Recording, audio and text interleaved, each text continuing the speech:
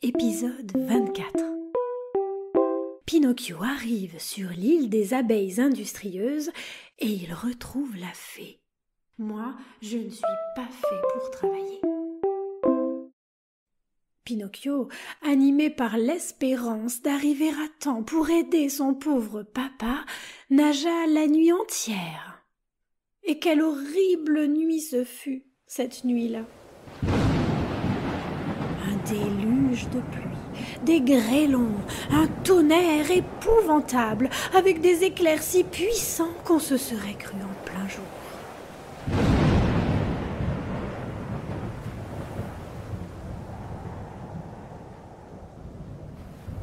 Au petit matin, il réussit à voir, non loin, une petite bande de terre. C'était une île, au milieu de la mer. Il fit de son mieux pour arriver jusqu'à la plage, mais c'était inutile. Les vagues se poursuivaient, se chevauchaient. On aurait dit qu'elles jouaient à le balloter de l'une à l'autre comme un petit bâton ou un bout de paille. À la fin, par chance, il arriva une grosse vague, plus imposante, et si impétueuse qu'elle souleva le petit pantin du haut de sa crête et le jeta sur le sable du rivage. La chute fut si violente que Pinocchio sentit craquer chacune de ses côtes et de ses jointures. Il était sonné. Mais lorsqu'il reprit ses esprits, il se consola aussitôt. « Eh bien, cette fois encore, je l'ai échappé belle. »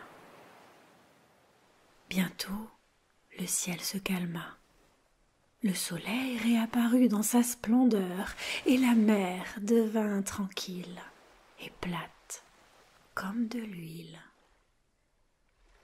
Le petit pantin étendit ses vêtements pour qu'ils sèchent au soleil, puis il se posa sur le sable et se mit à scruter ici et là cette immense étendue d'eau, au cas où s'y trouve une petite barque avec dedans un tout petit homme. Mais, après avoir bien regardé, il ne vit rien d'autre que le ciel, la mer et quelque chose qui ressemblait à une voile de vaisseau, au loin, mais si loin qu'elle avait la taille d'une mouche. « Si au moins je savais comment s'appelle cette île, » se disait-il. « Si au moins je savais si cette île est habitée par des gens bien, je veux dire des gens qui n'aient pas la mauvaise habitude de pendre les enfants aux arbres. Mais à qui pourrais-je poser la question? À qui? Il n'y a personne ici. » Cette idée de se retrouver seul au milieu de cette terre inhabitée, le plongea dans une grande mélancolie. Il était tout près de pleurer quand tout à coup, il vit passer près du rivage un gros poisson qui traçait tranquillement son chemin sur la mer avec la tête hors de l'eau.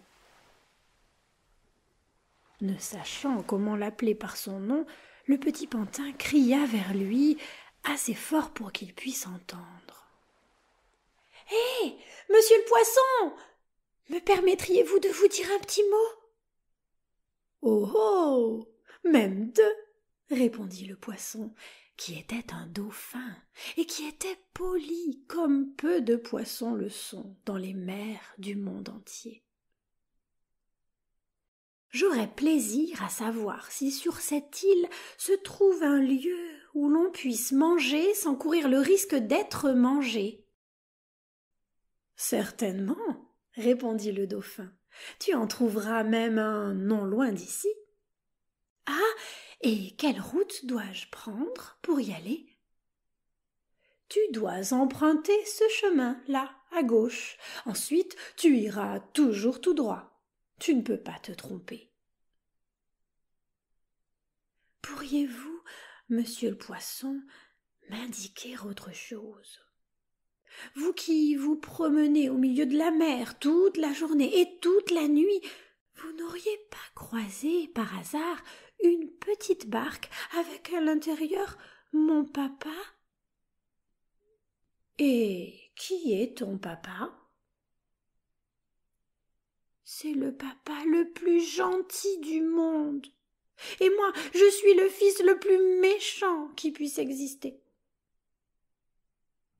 Oh, avec la bourrasque de cette nuit, il est probable que la petite barque se soit retrouvée sous l'eau. Et mon papa? À cette heure-ci, il est probable que l'ait avalé le terrible requin qui, depuis quelques jours, est venu semer la terreur et la désolation dans notre mer. Ah, et il est gros, ce requin? Demanda Pinocchio qui commençait déjà à trembler de peur. S'il est gros, répliqua le dauphin, pour que tu puisses t'en faire une idée, je te dirais qu'il est plus gros qu'une maison de 5 étages, et que sa gueule est si large et profonde qu'il pourrait y rentrer facilement tout un train, avec sa locomotive fumante.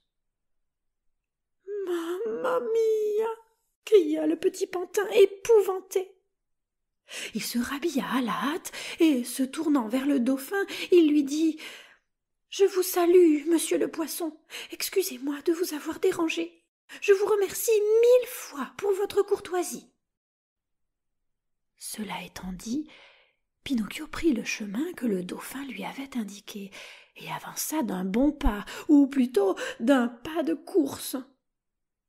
Au moindre bruit, il sursautait et se retournait de peur d'être suivi par le terrible requin, plus gros qu'une maison de 5 étages, et dont la gueule était si large et profonde qu'il pourrait y rentrer facilement tout un train, y compris sa locomotive fumante. Après une demi-heure, il arriva dans un petit village, appelé le pays des abeilles industrieuses. Les rues fourmillaient de personnes qui couraient ici et là, affairées, agitées. Tout le monde travaillait, tout le monde avait quelque chose à faire. On n'aurait trouvé là aucun oisif, aucun vagabond, même en cherchant avec une loupe. « J'ai compris, » dit aussitôt ce paresseux de Pinocchio. « Ce pays n'est pas fait pour moi. Moi, je ne suis pas fait pour travailler. » Et pourtant, la faim le tiraillait, parce qu'il y avait bien 24 heures qu'il n'avait rien mangé, pas même un plat de lentilles. Que faire? Il n'y avait que 2 solutions pour pouvoir manger. Soit demander un peu de travail, soit mendier un sou ou un bout de pain. Mendier. Il avait un peu honte, parce que son papa lui avait toujours dit que c'était réservé aux vieux et aux malades, les vrais pauvres en ce monde, ceux qui méritent assistance et compassion, ceux qui, à cause de leurs vieux os ou pour des raisons de santé, sont condamnés à ne plus pouvoir gagner leur pain à la sueur de leur front. Tous les autres ont le devoir de travailler, et s'ils ne mangent pas, ils ne doivent s'en prendre qu'à eux-mêmes. Tandis qu'il réfléchissait à cela, passa sur la route un homme en sueur, tout essoufflé, qui tirait péniblement 2 charrettes remplies de charbon. Pinocchio, qui voyait à sa physionomie que c'était un homme bon, s'approcha de lui et, baissant les yeux de honte, il lui dit à mi-voix: « Me feriez-vous la charité de me donner un sou, parce que je meurs de faim? » « Je ne te donnerai pas un sou, » répondit le charbonnier, « mais 4, si tu m'aides à tirer jusque chez moi ces 2 charrettes de charbon. » « Quelle idée !» répondit le petit pantin, presque offensé. « Sachez que de toute ma vie, je n'ai jamais fait l'âne, je n'ai jamais tiré de charrette. »« Grand bien te fasse !» répondit le charbonnier. « Alors, cher enfant, si tu as faim, autant que tu le prétends, Mange donc 2 belles tranches de ton orgueil, et attention de ne pas en faire une indigestion. » Après quelque temps, passa sur la route un maçon qui portait sur les épaules une corbeille pleine de chaux. « Mon bon monsieur, me feriez-vous la charité de me donner un sou?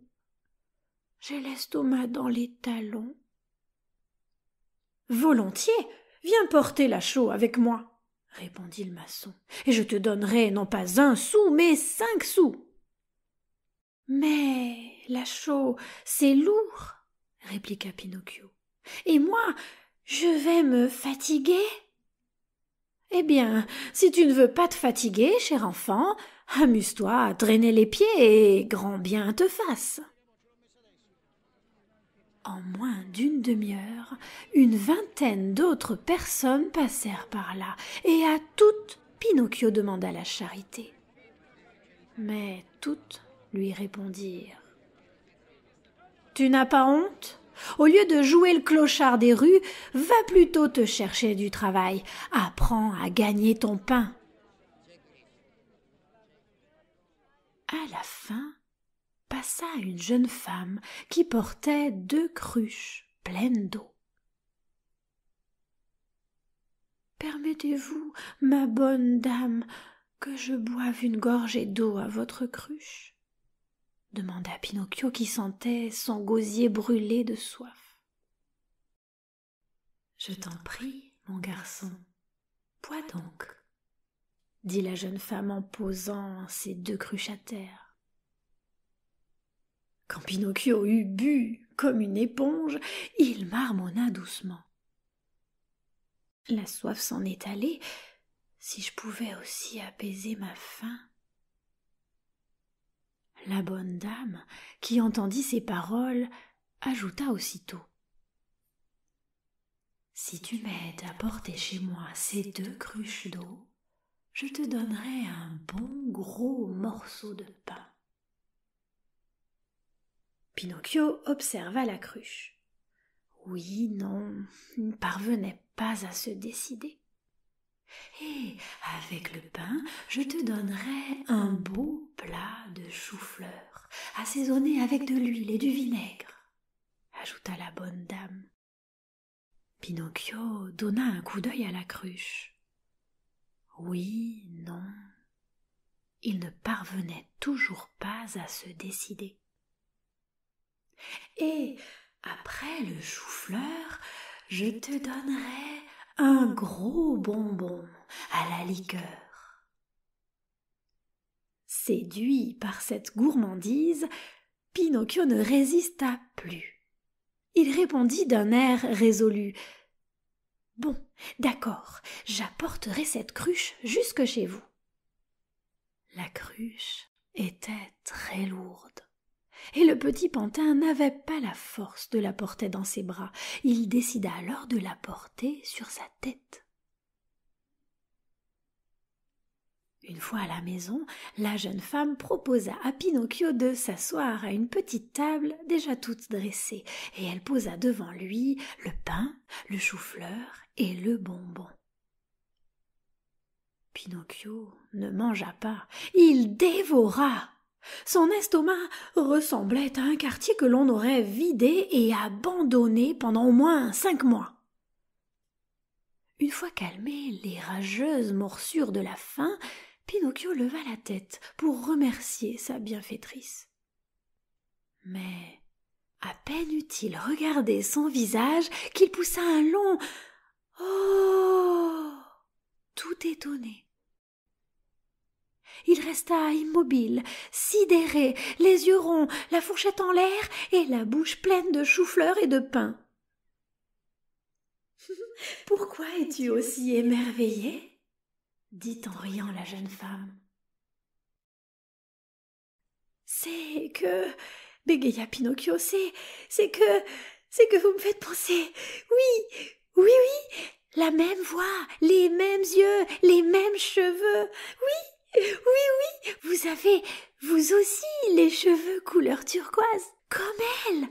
Oh, ma bonne fée, oh, Ma bonne fée, dites-moi que c'est bien vous, dites-le-moi, ne me faites plus pleurer, oh, si vous saviez, j'ai tant pleuré, j'ai tant souffert. » Et tout en parlant, Pinocchio pleurait à chaudes larmes.